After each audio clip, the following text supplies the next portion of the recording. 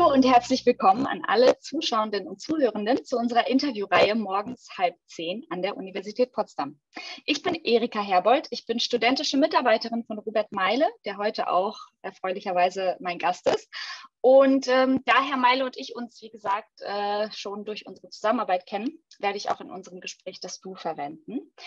Robert Meile ist Leiter der zentralen Studienberatung und der psychologischen Beratung und außerdem ist er auch Beauftragter für Studierende mit Behinderung oder chronischer Krankheit.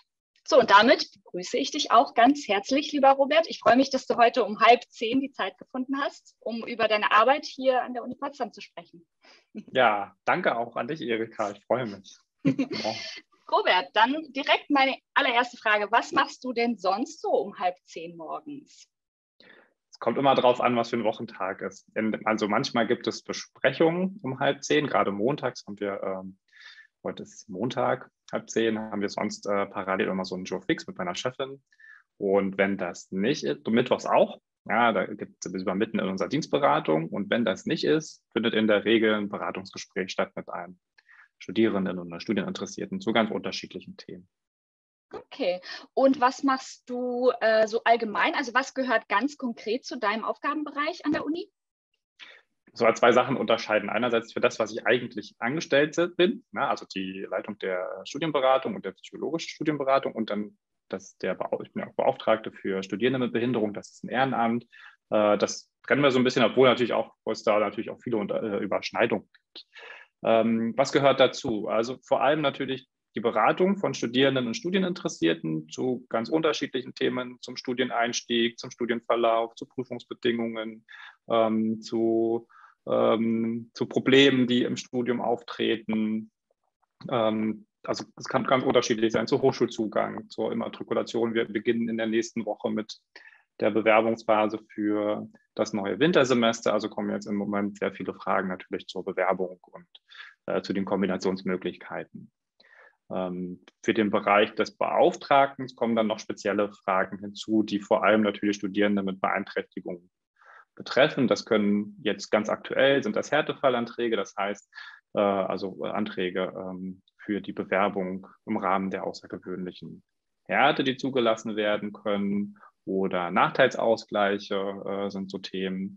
Oder es können auch ganz globale Themen sein, viel zu baulichen Barrierefreiheit, zur digitalen Barrierefreiheit. Das ist so ganz grob im Prinzip das Arbeitsfeld, mit dem ich mich beschäftige.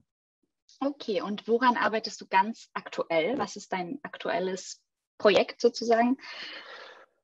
Unterschiedliche. Wir haben gerade heute in der Sitzung davor, streben wir im Moment zusammen mit der psychologischen Beratungsstelle eine Kooperation mit der AWO Suchtberatung an und der Universität Potsdam, sowohl für Studierende als auch für Mitarbeiter, weil insbesondere auch die Auswirkungen der Pandemie nochmal zutage befördert hat, dass Suchterkrankungen oder Suchtgefährdungen ein großes Themenfeld ist. Ja, also nicht nur, man denkt ja immer sofort an Alkoholsucht oder so, aber vor allem natürlich auch Mediensucht. Ja, viele in Isolation, die oder sehr wenig soziale Kontakte haben oder hatten, war das zunehmend ein Problem, aber nicht nur bei den Studierenden, sondern auch bei den Mitarbeitern. Unsere psychologische Beratungsstelle ist ja eigentlich nur für die Studierenden zuständig, aber in der Kooperation mit der AWO streben wir im Prinzip auch eine Möglichkeit an für Informationen und Beratungsangebote auch für Mitarbeitende der Universität.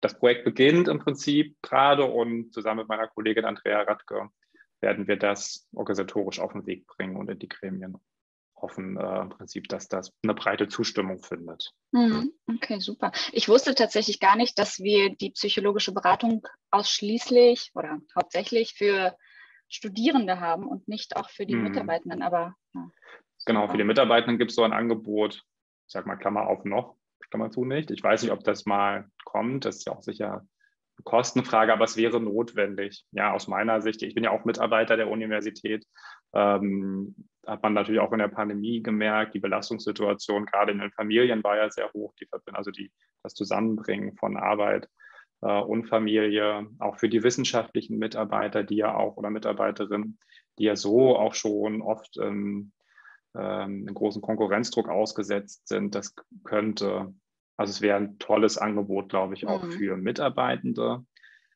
aus dieser Perspektive. Und ich habe auch öfter Anfragen, oder die Kolleginnen und Kollegen sind nur Kolleginnen, 3 Psychologinnen, die wir haben, auch zum Umgang mit Studierenden, vor allem mit psychischen Beeinträchtigungen. Da gibt es auch große Unsicherheiten. Dafür wäre es auch eigentlich eine gute Ergänzung zu dem bestehenden Beratungsangebot. Ja. Ist ja bei uns im D2 Studienangelegenheit. Wir sind ja originär ja nicht für die Mitarbeitenden zuständig. Ja, es muss ja nicht in dieser Beratungsstelle laufen, aber so ein Angebot wäre nicht schlecht. Ja, wäre super, wenn das dann jetzt Fahrt aufnimmt. Genau, zumindest erstmal für das Thema Sucht. Das ist ja kein Angebot von uns, sondern die AWO würde dann vielleicht bei uns am Standort auch Beratungen durchführen und Informationsveranstaltungen. Das wäre schon mal ein erster Schritt. Ja. Und vielleicht in eine gute Richtung. Okay. Und dann meine nächste Frage an dich, Robert. Was war dann die letzte Frage oder das letzte Problem in deinem beruflichen Kontext, zu der du jetzt keine Antwort oder Lösung gefunden hattest? Wir sind ja eigentlich die Institution, wo man Lösungen finden soll. Ja, also zu uns kommen ja Personen, weil sie ein Problem haben. Und in der Regel versuchen wir dann für dieses Problem eine Lösung zu finden. Manchmal wissen wir die Lösung aber auch nicht, weil sie sich die Ratsuchenden vielleicht an die falsche Stelle gewendet haben. Also gerade wenn es so um Detailfragen bei der BAföG-Förderung geht oder bei Stipendien oder zum Thema Wohnen, wofür das Studierendenwerk oder Studentenwerk in Potsdam zuständig ist. Und dann vermitteln wir an diese anderen Beratungseinrichtungen. Also wir müssen nicht immer für alles eine Lösung haben oder präsentieren können oder gemeinsam eine Lösung finden. Manchmal sind wir auch die Institution, die einfach weiterverweist oder auch so bei ganz speziellen fachlichen Fragen. Dafür haben wir noch die Studienfachberaterinnen in den einzelnen Instituten und Fakultäten. Okay, also wenn ihr keine Lösung habt, dann weißt du, wohin zu vermitteln wäre. Ja, in der Regel schon, genau. Oder wir fragen nach. Prima. Und warum arbeitest du eigentlich gerne an der Uni Potsdam? Also was glaubst du, was macht die Uni speziell als Arbeitgeberin besonders attraktiv? Dazu muss man wissen, ich habe ja auch an der Uni Potsdam studiert. Also ich bin ja selbst hier, habe hier meinen Studienabschluss gemacht, das ist 2002. Ich bin schon seit 2002 eigentlich an dieser Hochschule. Es werden also im nächsten Jahr 20 Jahre, kurze Auszeit zwischendurch. Wow. So, das ist vielleicht, dass ich so, glaube ich, eine relativ hohe Identifikation natürlich mit der Hochschule habe. Ich finde besonders es hat mal ein ehemaliger Vizepräsident gesagt, fand ich ganz interessant, den Satz hatte, WLAN im Weltkulturerbe. Ich finde, das passt ganz gut. Wir haben ja zumindest 2 sehr historische Standorte, Golm eigentlich auch. Aber wenn man so auf das UNESCO-Weltkulturerbe spricht, das wirklich ein sehr schöner Standort ist, aber trotzdem modern. Ja, es verbindet irgendwie deshalb das WLAN sozusagen in diesen alten Gebäuden. Ich finde, das ist nochmal besonders. Nach 20 Jahren kriegt man das gar nicht mehr so richtig mit. Man kriegt das oft, wenn man Besuch hat oder wenn Ratsuchende das erste Mal bei uns sind und dann sagen Menschen, die haben es ja so schön. Jetzt sagt man, ja, stimmt.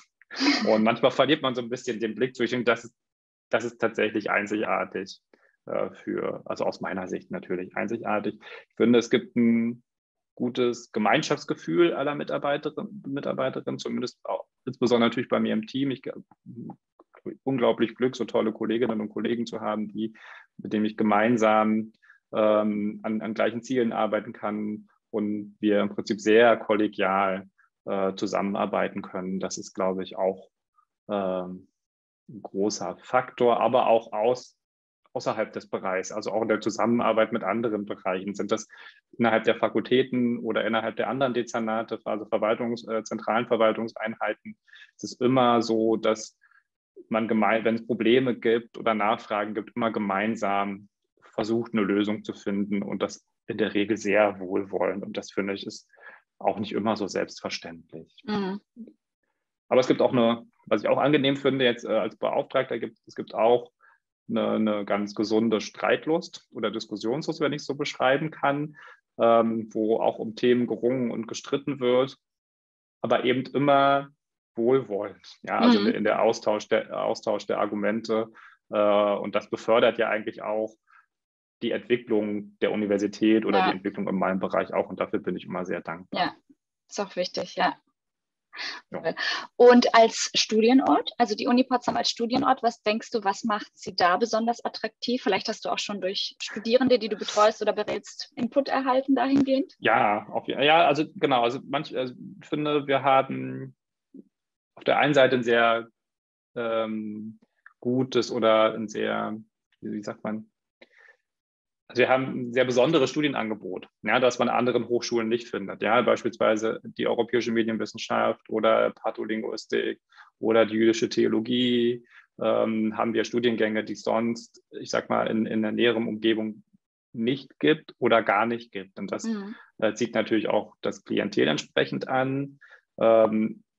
Ich finde die Nähe zu Berlin natürlich besonders, auch gerade wenn man vielleicht in Potsdam wohnt oder an Berlin wohnt und in Potsdam studiert, finde ich, hat das natürlich für die jungen Studierenden einen unheimlichen Vorteil, weil man kann nicht nur alle kulturellen Einrichtungen, also wenn sie dann alle wieder offen sind, man alles wieder unumfänglich nutzen kann, hat man natürlich auch ein tolles Studentenleben hier vor Ort.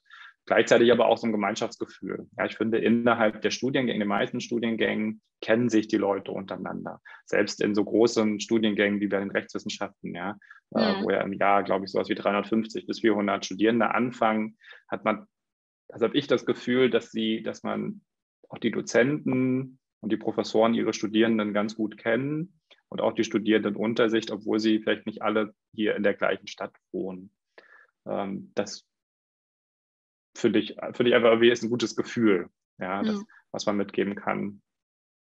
Genau. Das zeichnet die Uni auf jeden Fall aus, ja. Ist genau mir auch schon. Ich studiere ja natürlich auch an der Uni Potsdam. Das ist mir auch aufgefallen. Es wirkt familiärer, ja. Ja, habe ich so das genau. Gefühl, als schön. an Unis. Ich finde, das ist ja auch ein wichtiger Faktor für einen Studienerfolg. Ne? Also das darf man nicht vergessen, als wenn man weiß, zu welcher Gruppe man gehört und sich gegenseitig austauschen kann und das Gefühl hat, dass man auch die Dozenten und die Professoren ansprechen kann, dann geht man gerne zur Universität und man kommt auch besser voran. Ja, als bevor man jeder ganz alleine in seinem Zimmer im Prinzip die Sachen bearbeitet, die er bearbeiten muss. Ja, absolut. Ich habe mir die Uni auch anonymer vorgestellt, weil ich das von anderen immer so gehört hatte. Und ich finde, an der Uni Potsdam kommt man sich, also auch im Umgang mit den Dozierenden, nicht anonym vor. Also das finde ich gut, weil klar, am Ende bist du auch nur eine Matrikelnummer, zum Glück. Es soll ja doch eine gewisse Anonymität gewahrt werden, aber die Dozenten sind ansprechbar und direkt ansprechbar und nicht nur über ihre Sekretärinnen und Sekretäre. So, das ist halt super. Ja, ich finde auch, wenn man so hört, hier über 20.000 Studierende, das klingt natürlich sehr viel, gerade wenn man gerade aus einer Schule kommt, wo es vielleicht insgesamt so 1.000 Schüler gab, ist es eine Zahl, wo man denkt, boah, krass, das ist ja wirklich sehr immens viel. Ne? Da falle ich gar nicht auf oder sieht mich keiner, aber im Seminar oder selbst in den Vorlesungen ist es da natürlich wieder ganz anders. Ja, zum Glück.